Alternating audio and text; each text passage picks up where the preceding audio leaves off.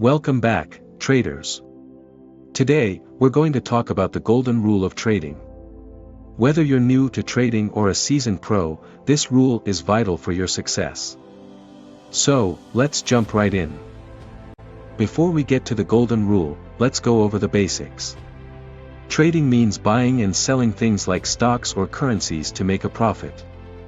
It can be a great way to make money, but it also comes with risks. That's why having a golden rule is so important. So, what is the golden rule of trading? It's simple: cut your losses short and let your profits run. This rule is what successful traders swear by. Let's break it down.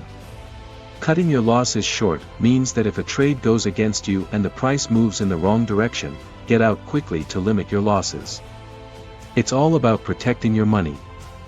You can set something called a stop-loss order to help you with this. Now, letting your profits run means that when a trade is going well and the price is moving in your favor, don't sell too soon. Give it a chance to keep going up and make even more money. You can use trailing stops or other strategies to maximize your profits. Imagine you're trading a stock you think will go up. You set a target price and a stop-loss order to protect yourself.